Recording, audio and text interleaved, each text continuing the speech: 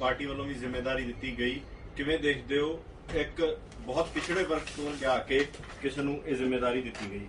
ऐसा है कि एक जमाना सी जदों पद्म श्री होन, भारत रत्न होवे, वो लुटियन जोन दे वड्डे वड्डे क्लबां चों ना तय हुंदे सी।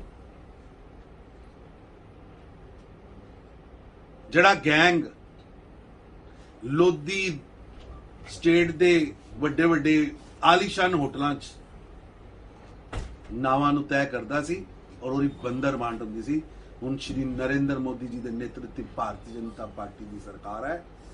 गरीब और जिस व्यक्ति ने काम किया उन्होंने ओहदा मान सम्मान मिलता है। उस तरह देश का 3 राष्ट्रपति अज तक भारतीय जनता पार्टी ने दिते हैं। पहले देश का सब नालों वड्डा साइंटिस्ट APJ अब्दुल कलाम साहब, जिन्होंने सलूट करता है हर आदमी, वो भारतीय जनता पार्टी की सरकार की देन से। दूजे राष्ट्रपति रामनाथ कोविंद जी महामहिम, एक SC परिवार जो निकल के बेटा किस तरह अगे बढ़ सकता है, देश के लखां नौजवानों से प्रेरणा का स्रोत बने, उन्होंने दिता मौका। हुण तीजा मौका देश के प्रधानमंत्री नरेंद्र मोदी जी ने एक गरीब परिवार चो, ST परिवार चो, शेड्यूल्ड ट्राइब परिवार चो निकल के एक बेटी जड़ी आंदी है, गरीब परिवार की बेटी है, संघर्ष चो बाहर आंदी है, प्रशासनिक तजुर्बा है, जेड़े हिंदुस्तान के 135 करोड़ नागरिकों का नेतृत्व कर सकती है, जिन्हों देख के हिंदुस्तान का बेटा बेटी अपनी जिंदगी अगे बढ़ सकते हैं, ऐसी उम्मीदवार देती है।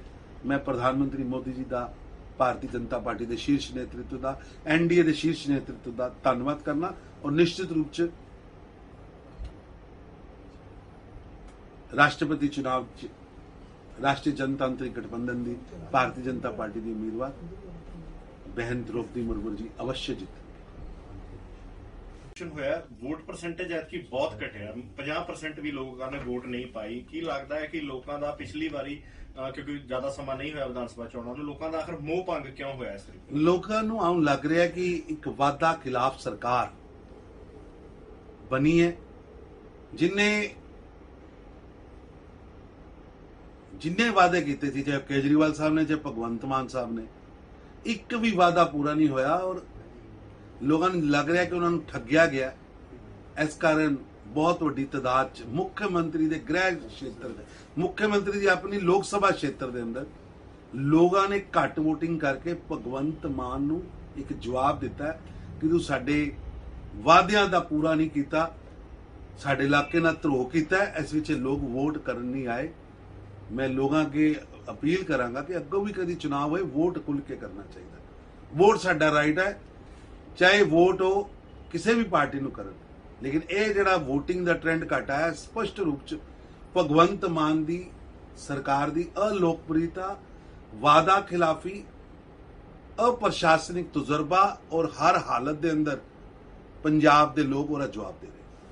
भाई SYL उस SYL गीत नूं लैके एक बार फिर वही पुराने दहाके दीयां गल्लां होण लग पईयां कि पंजाब दा पानी सिर्फ पंजाब दा। ऐसा कि इन्हें जवाब देना पेगा अज दे कांग्रेस के प्रेजिडेंट वड़िंग साहब कि SYL खुद ही किन्ने सी, किन्ने खुदाई सी, बिना पंजाब दीयां जरूरतां पूरी कीतियां पंजाब दा पानी दा पहला हक पंजाब दा। लेकिन ठीक है, अगर पानी पाकिस्तान जान नालों तो किसी और स्टेट च जावे, भारत की किसी स्टेट च जावे, अगर विचार करना चाहिए कि पानी जिहड़ा पाकिस्तान नूं जा रहा है वो पानी पंजाब दे काम आवे और भारत दियां बाकी सूबियां दा काम आवे, इस ते विचार करना चाहिए। लेकिन पंजाब दे पानी का पहला हक पंजाब दे किसान दा और तरक्की दा।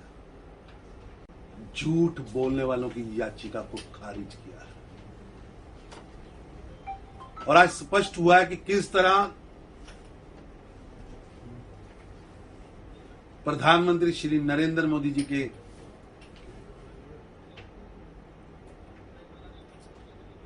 जीवन पर, उनके किरदार पर झूठे आरोप लगाकर कई लोगों ने कई साल अपनी दुकानें चलाई। मैं भारत के सर्वोच्च न्यायालय का धन्यवाद करता हूं कि उन्होंने सच को सामने लाया है और झूठों के याचिका को खारिज किया। सच का बोलबाला हुआ है और झूठ की हार हुई। सर, एनडीए की जो राष्ट्रपति पद की उम्मीदवार है द्रौपदी मुर्मू, वो अपना नामांकन आज भरेंगी और खासतौर पर आदिवासी समाज को जिस तरीके से आगे बढ़ाने का काम प्रधानमंत्री नरेंद्र मोदी ने किया, सर किस तरीके से देख रहे हैं सर? ऐसा कि ये बहुत बड़ा कार्य है, बहुत बड़ा कार्य। पूरा देश 135 करोड़ नागरिक कृतज्ञ है। आज देश के सामने एक ऐसा व्यक्तित्व उन्होंने रखा है। 3 बार मौका मिला भारतीय जनता पार्टी को देश के सबसे बड़े पद पर किसी को उम्मीदवार बनाने का।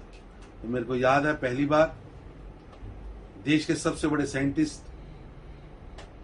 भारत रत्न, भारत के करोड़ों लोगों के दिल में बसने वाले एपीजे अब्दुल कलाम साहब को राष्ट्रपति का उम्मीदवार बनाया था।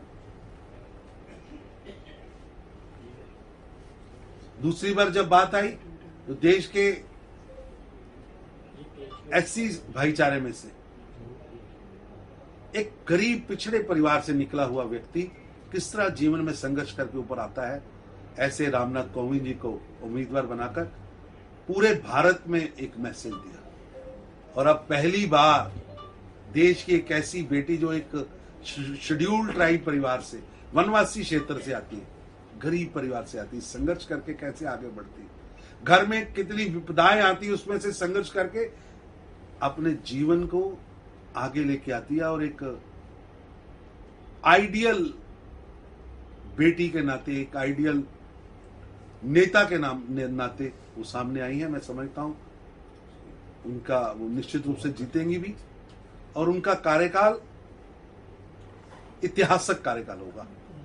देश के 135 करोड़ नौजवानों के, देश के लोगों के सामने एक आदर्श सामने रखा है कि संघर्ष से जीवन को कैसे निखारा जा सकता है और संघर्ष के अंदर कोई भी बाधाएं आए कैसे उससे बाहर निकलकर देश के सबसे बड़े पद तक पहुंचा जा सकता है। मैं समझता हूं प्रधानमंत्री श्री नरेंद्र मोदी जी ने एक योग्य, अनुभवी, मधुभाषी, स्वच्छ छवि वाली